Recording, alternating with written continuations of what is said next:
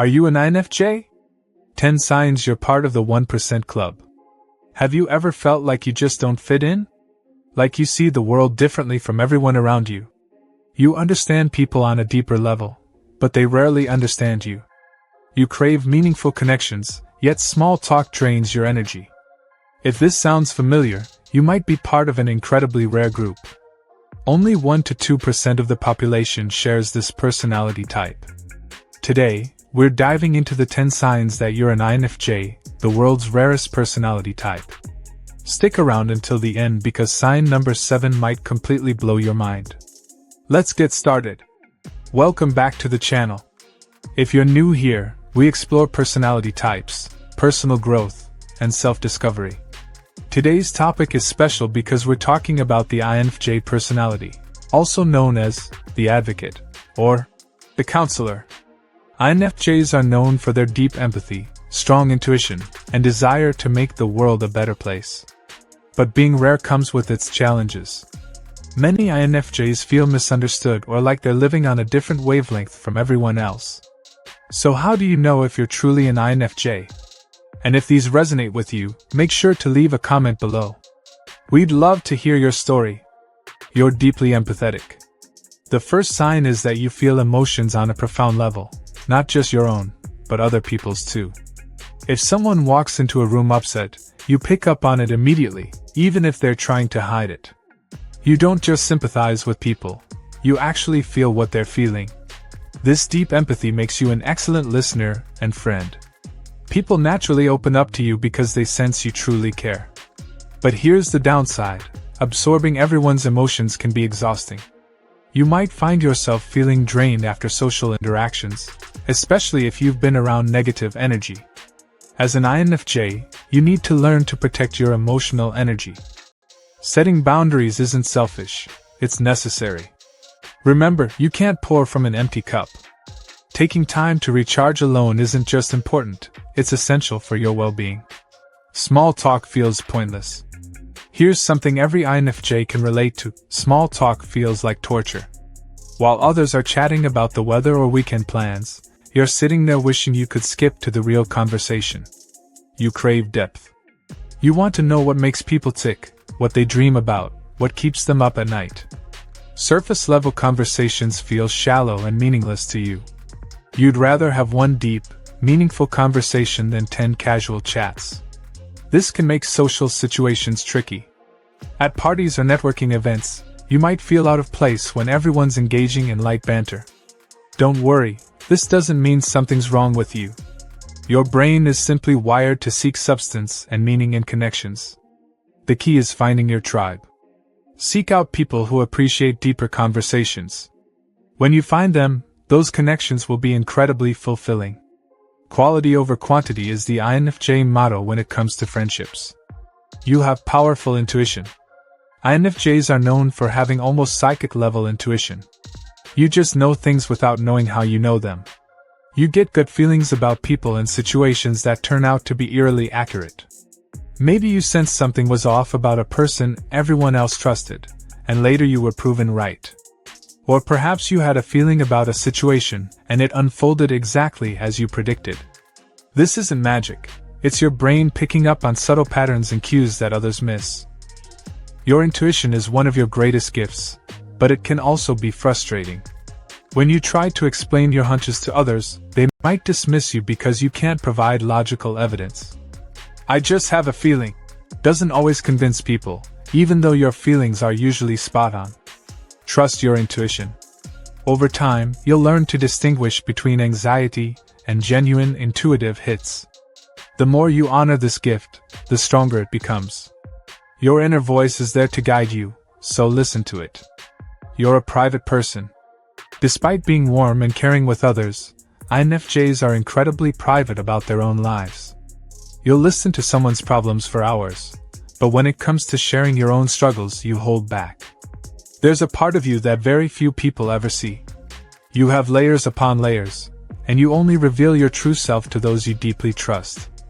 Even your closest friends might not know everything about you. This privacy isn't about being secretive, it's about protection. You've probably been misunderstood or hurt in the past, so you've learned to guard your heart. You share yourself slowly and carefully, testing whether people are worthy of your trust. This is perfectly okay. You don't owe anyone access to your inner world. However, make sure you have at least 1 or 2 people you can be completely authentic with. Everyone needs a safe space to be vulnerable, even INFJs who seem to have it all together. You need alone time to recharge. Here's a big one. INFJs need solitude like they need oxygen. After social interactions, even enjoyable ones, you need time alone to recharge and process everything. People might not understand this about you. They see you being social and engaging, so they assume you're an extrovert. But inside, you're counting down the minutes until you can go home and be alone with your thoughts. Your alone time isn't about being antisocial. It's about restoration. During this time, you process your emotions, reflect on your experiences, and reconnect with yourself. Without it, you become irritable, overwhelmed, and emotionally depleted. Don't feel guilty about needing this time. It's not negotiable for your mental health.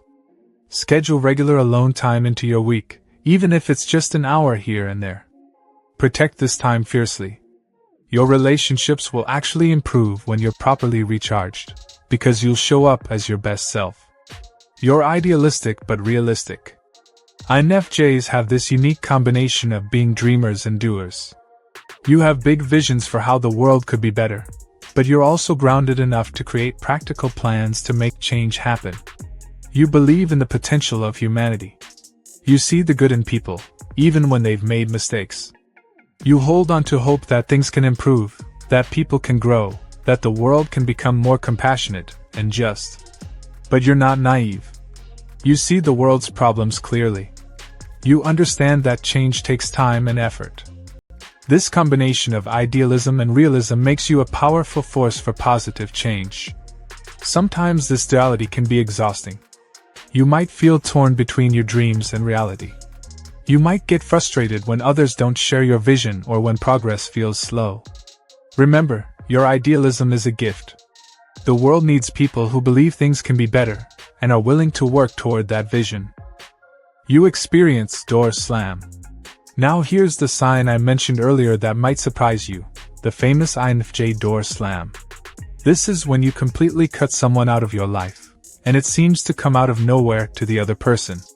But here's the truth, it never comes out of nowhere. INFJs are incredibly patient and forgiving. You give people chance after chance, making excuses for their behavior and hoping they'll change. But you're also quietly keeping track of everything. When someone crosses your boundaries one too many times, or when you realize they're toxic for your well-being, you make a decision. You shut the door firmly and permanently. No drama, no explanation, just done. People on the receiving end are often shocked because they didn't realize how much they'd hurt you. That's because INFJs hide their pain well. By the time you door slam someone, you've already grieved the relationship internally. This isn't about being cold or unforgiving. It's about self-preservation. You've learned that some people won't change, and you deserve to protect your peace. The door slam is your way of saying, I've given enough. You're creative and need self-expression. INFJs have rich inner worlds, and you need creative outlets to express what's going on inside. Whether it's writing, art, music, or another form of creativity, you need a way to get your thoughts and feelings out. Your creativity isn't just a hobby. It's how you process life. Through creative expression, you make sense of your experiences, explore your emotions, and communicate things that are hard to put into words. Many INFJs are drawn to writing, particularly journaling or poetry. Others express themselves through visual arts or music. Some find their creativity in helping others or designing systems that make life better for people. If you're not currently engaging in creative activities, you might feel restless or unfulfilled. That's your soul telling you it needs an outlet. Make time for creativity, even if it's just 15 minutes a day. It doesn't have to be perfect or shared with anyone. It just needs to exist.